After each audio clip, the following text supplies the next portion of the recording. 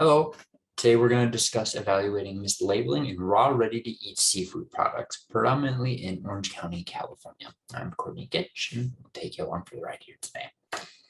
So, a little introduction. Seafood has an extremely complex supply chain. This leaves it vulnerable to a variety of different nefarious activities, but most commonly found in this market is going to be seafood mislabeling. Mislabeling is generally not using the right terms or the right species to describe your product. In this case, mislabeling is extremely common. It can be just due to just improper labeling. So in Atlantic salmon, you have to designate that it's Atlantic salmon just because that's also what we call farmed salmon. It has to have that appropriate designation. Just calling it salmon might imply that it's wild caught. Then there's also species substitution. And that's when you're just outright completely changing species that are not even remotely related. Red snapper is a big example for this. In a couple of studies done previously, they have found that red snapper has been substituted with tilapia and a wide variety of species that are not red snapper in the slightest. And that's when fraud comes into play, or the concept of thinking about fraud or investigating it.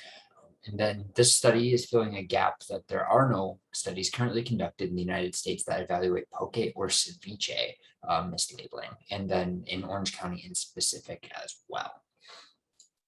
So sampling method, we selected 36 samples, or I selected 36 samples from 3 different product types, resulting in a total sample pool of 108. This was done by stratified randomized sampling. So every single restaurant in Orange County that serves poke, ceviche, or sushi was lined up in a Google document and randomized. And I picked the top 20 out of that randomization through Excel of each product type. And then I just filled up my document until I got my samples needed. So if 20 didn't get me enough, I'd go to 21 or 22 or 23 and so on. Potential bias that may have been introduced.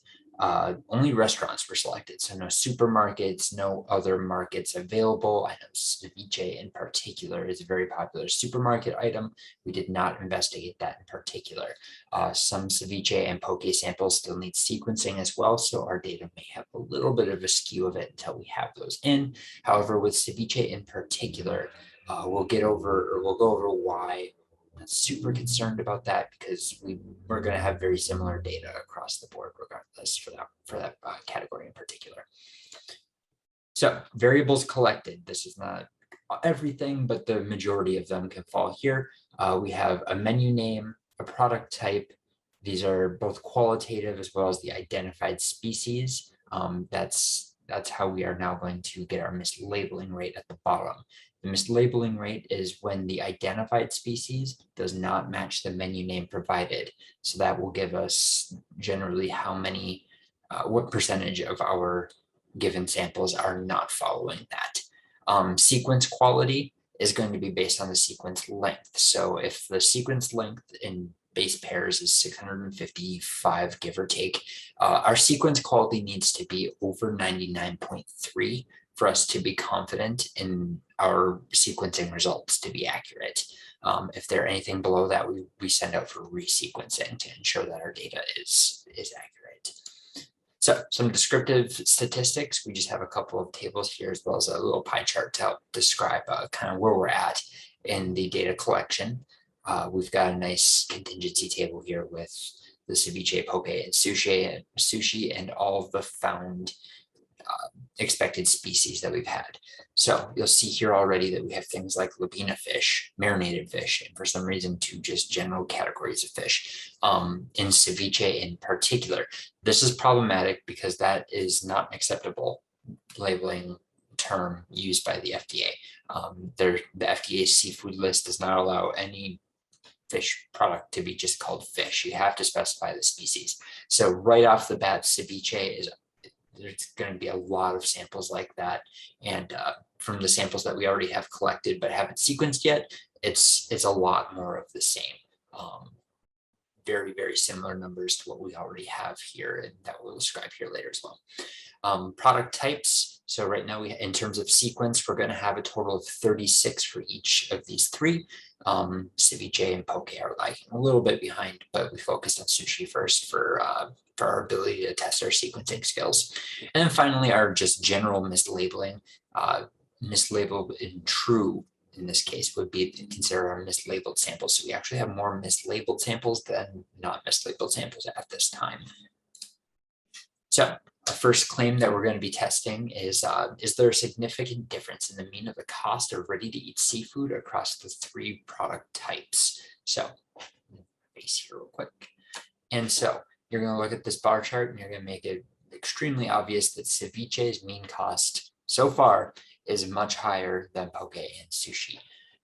When doing a ANOVA analysis, we are going to come across these same problems in particular. So we're going to have, or not these same problems, these same results at the end of the day. We have an extremely low p-value, and this is going to support this claim that we do need to reject the null hypothesis. Tukey and HSD both also confirm that ceviche and poke and ceviche and sushi in particular are in fact different in terms of their mean or quantities of price. However, sushi and poke, not so much. They actually fall very similarly within their line or within their means. And then looking at the HSD, more things here as well, confirming that groups poke and sushi are going to be or are not significantly different. However, ceviche is significantly different from both of those. So there is another claim that we're going to be looking at here, and this is kind of the more broad sense of what we're going to be looking at further down the line in the study, and that is there is a significant difference in mislabeling by product type. And you're going to look at this chart here and see that ceviche is lagging again in terms of, this is the total percentage of the whole, each of these parts of the bar here. So ceviche, again, extremely high amount of mislabeling. There are 9 samples that were found to be mislabeled out of the 11 that we have in this set. Poke is about a 50-50, and sushi has a little bit less in terms of mislabeling rate. And so that does support our claim thus far. Again, we do need more ceviche and more poke samples to get sequenced before we can confirm that. However, that's looking to be the case thus far.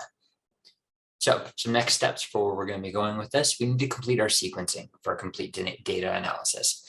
We're also going to be analyzing price against mislabeling, seeing what price points contain the most mislabeling. And then we're going to be looking at expected species versus mislabeling. So what species on the menu are going to be providing us with the most amount of mislabeling.